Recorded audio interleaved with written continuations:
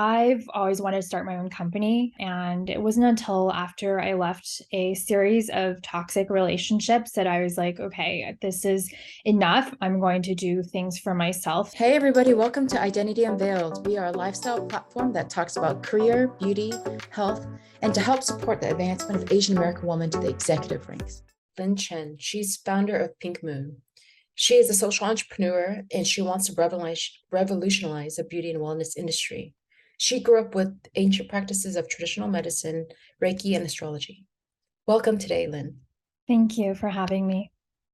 Absolutely. So we'll dive right into it. Want to learn, how did you start your journey into Pink Moon? How did that begin?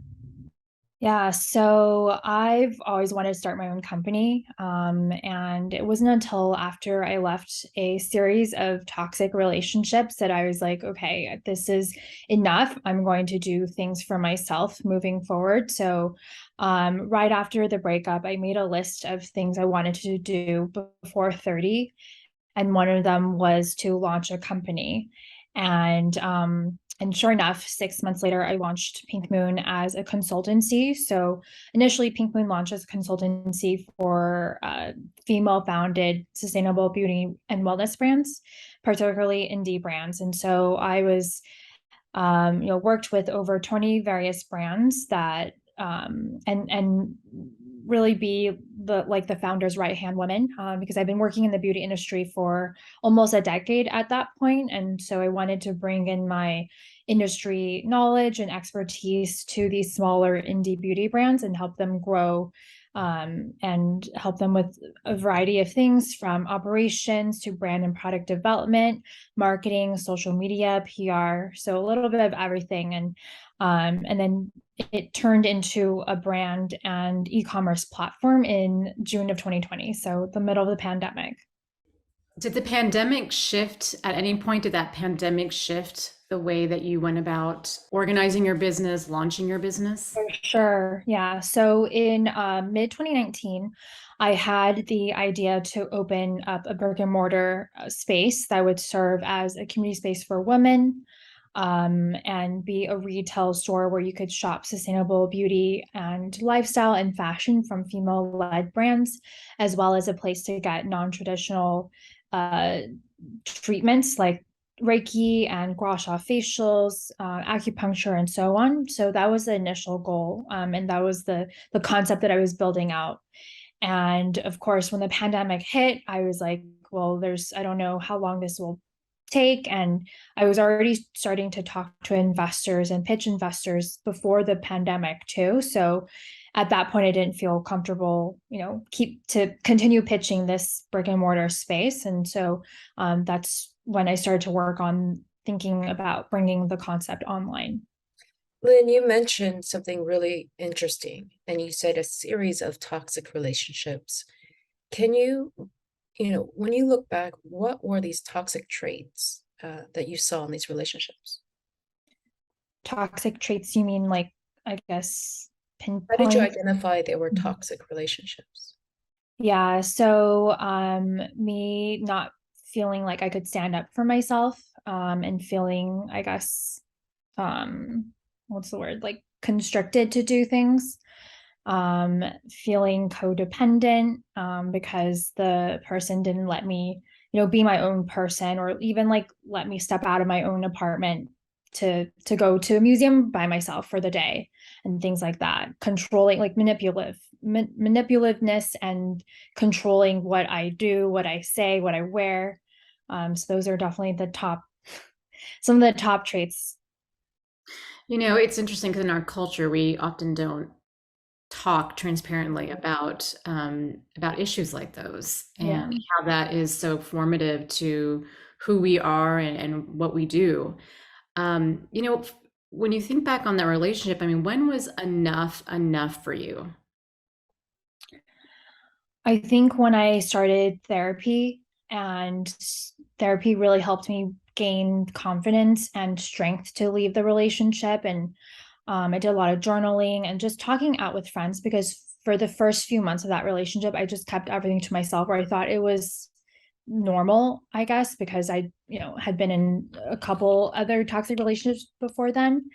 And then finally, when I talked to my mom, which I don't really talk to her about relationships, but when I told her about the relationship, she was like, you really, like, this is really unhealthy for you, and it's going to stop you from, flourishing and having a happy, joyful life. And so therapy and just talking to loved ones just really helped me realize, like, this is not healthy and this is not good for me. Well, and we're so glad that you did. Hmm. So the inspiration behind Pink Moon was to encourage that genuine self-love. What is genuine self-love for you today? It's making a commitment to myself and putting myself first, my needs first, ahead of everything, and just making sure that I am truly taking care of myself and taking the time to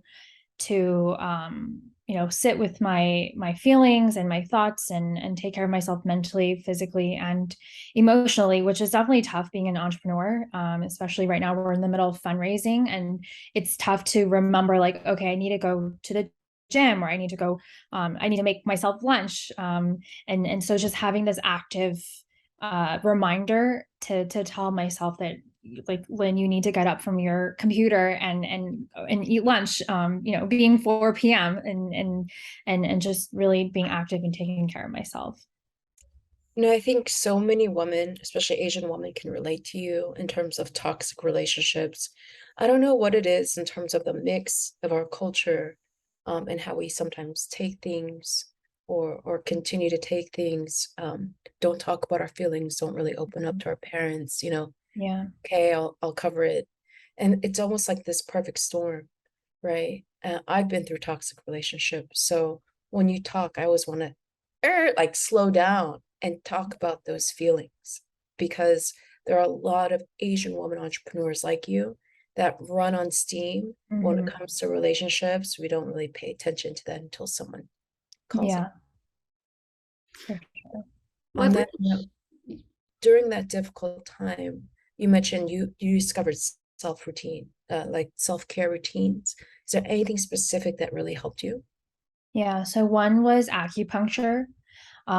Even though I grew up with acupuncture, my dad, doesn't really believe in Western medicine. Always went to the Chinese doctor when he felt ill, or for all kinds of muscle pains and things. And so I I started doing acupuncture out of getting out of the relationship, because I was dealing with insomnia and, like, severe stress and depression. And I was kind of doing a little various things to take care of myself, but acupuncture was really instrumental to my healing, because it helped me sleep deeply and helped me manage my stress a lot better. And I also was dealing with really painful period cramps as well, and headaches along with the period cramps. And so acupuncture is kind of like my self-care, a big part of my self-care, healing.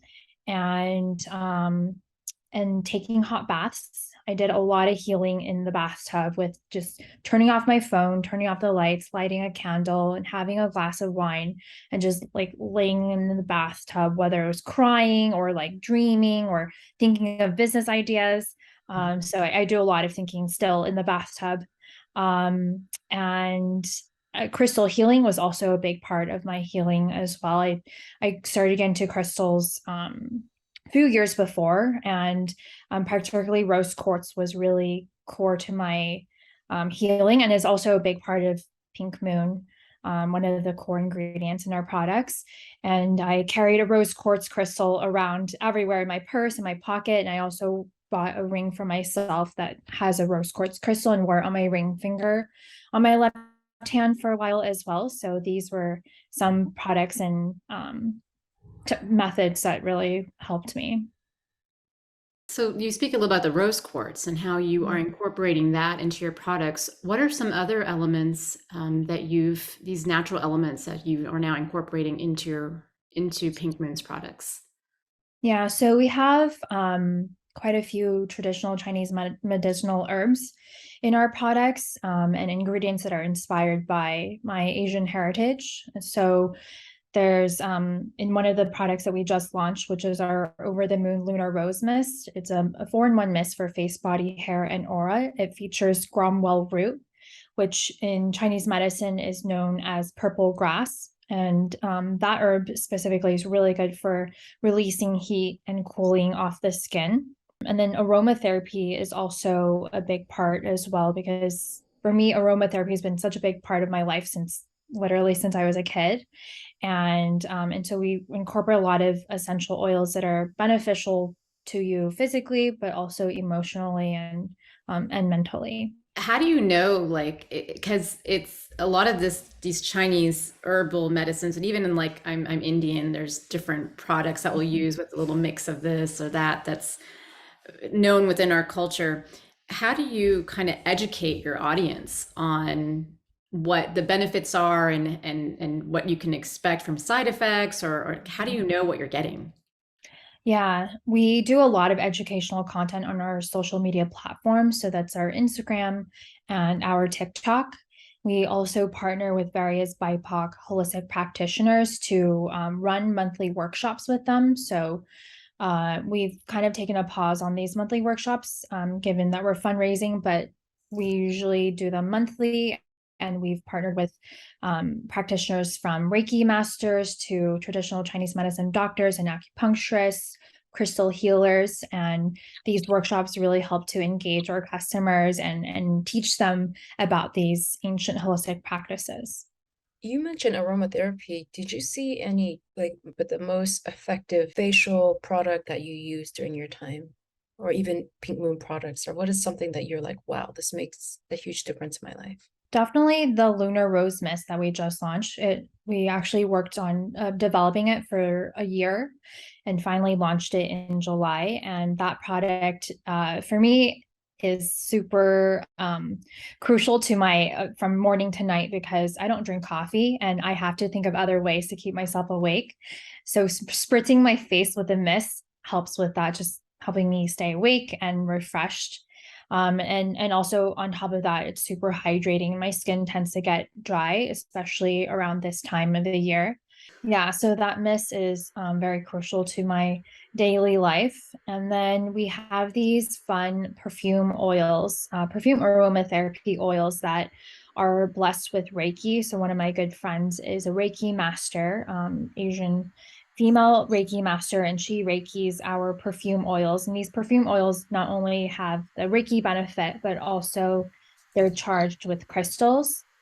And then inside the bottle are various aromatherapy essential oils for different benefits. So we have our Over the Moon, which is rose quartz, and it has like a earthy rose scent.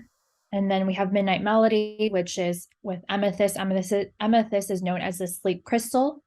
And then the scent is like this sultry, sweet floral scent that's really good for nighttime. And then Sweet Sunshine, which is what I use on a daily basis as well to keep myself awake, because it has yellow topaz, which helps ignites creativity and confidence and joy. And then the aromatherapy oils in there are citrus and lavender, rosemary, and cedarwood. So it's really like uplifting and is, Mm. I call it, when I tell people about this perfume oil, I tell people it's like coffee in a bottle. That's why your face is so dewy right now. I was wondering. It really works, it really does. I mean, so I heard in another interview that you looked up a Refinery 29 top 10 beauty list brands, and there were not many Asian American woman brands. What are your thoughts on that? It definitely is upsetting to see that Asians are kind of the forgotten ethnicity. And I know, like, since last year there's been a lot more highlight on AAPI founded brands because of the pandemic and the anti-Asian hate, which is definitely unfortunate that it took like a whole violent attacks for us to get highlighted. Um, so it is upsetting to see that for sure, but there's it's nice to see there's change coming and more brands, more I see more Asian brands getting funded, getting highlighted and so on. But it is, of course, sad to see that it took like people to die to for that to happen. That reminds me, one of the top, what do you say, pillars in the community has been Tony Co, right? Selling her. She was one of the first almost similar unicorns selling to L'Oreal. Was it 700 million? And now I heard Glow Recipe is talking to Mhm. Goldman Sachs, or rumored, right? Yeah. For 500 million. It's incredible. Do you manufacture any of your products from out of the US? Or are you creating proprietary products manufactured here in the US? They're all manufactured in the US. When you're starting a product, it's not for Asian American women, founded by Asian American women, you are, Mhm. but for any woman. Yeah. So how do you start from ground up on your go-to-market strategy? You know, your target market being women, how do you reach out and grow that market? So Pink Moon has been bootstrapped since launch, and it it was definitely scary launching a company in the middle of the pandemic, but we hired an amazing PR firm in late 2020 who they're also Asian female led. And they've been so instrumental to our growth with helping us get placed in top tier one publications. And so right now, PR actually drives almost 95 to 98% of our sales. So PR is definitely a big driver for our success. And then secondly, we started doing brand partnerships, and brand partnerships have also been instrumental to our growth and launch plans as well. We do some B2B where we wholesale our products. So we're partnered with various ranging from boutiques to we have a high-end hotel in Sonoma County in wine country in California to wellness and Pilates studios. And then we also just kicked off corporate partnerships. So one of our biggest partnerships, I believe it's for their holiday gift with purchases. So they purchased 5,000 units of our products to gift to their customers. So we're working on expanding corporate partnerships as well, because that, of course, helps us get a bigger reach. And you mentioned fundraising a lot, so I want to slow down and talk about that. So how much are you fundraising? What does that look like? Personally, I was a fashion techpreneur, so I knew how hard that was to Mhm. fundraise. How has that been for you? And I also want to ask one more question on your exit side, but go ahead. Yeah. It definitely has been super challenging. So we're raising $1 million right now on a safe note, and we're 30% subscribed, which is a relief because we started fundraising in July, and July and August were just crickets. And then after Labor Day was when we started getting all these responses and people coming in, writing us checks.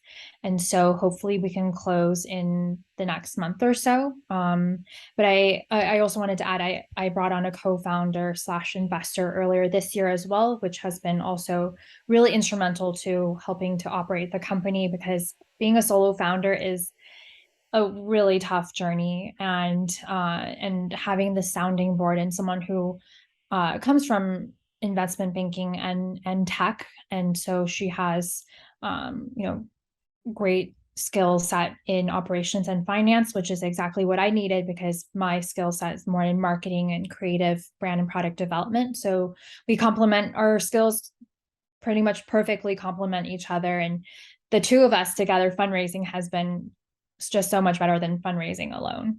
Yeah, that's very difficult. So what does your growth look like? Where do you see yourself in the next 2 to 5 years? And what does your exit potentially look like? Yeah, so we're definitely looking to get acquired in the next, 2 to 5 years. I know that, beauty has just been such a hot market. Every day I get my beauty industry newsletter, and there's, this company was acquired, and by Shiseido, this company was acquired by, like recently last week announced was Hero Cosmetics acquired for 630 million. So we know that there's potential for Pink Moon to get acquired. So that's definitely one of our exit strategies. But of course, it would be so cool to be two women of color ringing the bell at the NASDAQ, but getting acquired is a lot more realistic. So, as you reflect upon your entrepreneurial journey, what's the one thing you didn't expect? I guess I didn't expect it to be so up and down. Of course, being an entrepreneur is a tough journey, but I thought there would be more ups than downs, but it's pretty much it's literally a wave. And one day you could wake up and feel like, wow, I don't feel like working today. And then the next day you could be like on the high horse, like, oh my God, like today's the best day ever. And so it could really shift your mood. And I've been learning to separate work from personal life, and really just separate the two and not let work affect my personal life and affect my mood and how I treat others, loved ones in my life. And so that's something that I've been learning to balance. What is the best way for people to go about purchasing and learning more about your products? Yeah, so you can visit our website at pinkmoon.co. And then our Instagram handle is also the same. It's at pinkmoon and then .co. And we also have a TikTok where we post fun educational content there as well. And that, I believe it's Pink Moon Co without the dot. Hmm. Well, I know I am going to be purchasing the sunshine spray very soon. I hope you all will check out Pink Moon on Instagram, on TikTok, and her website. You can also learn more about Identity Unveiled, social media sites like YouTube and on Instagram. Find us where you are, where you like to play. Well, thanks again, Lynn. I appreciate Thank you taking you. time to speak with us. Yeah, thank you.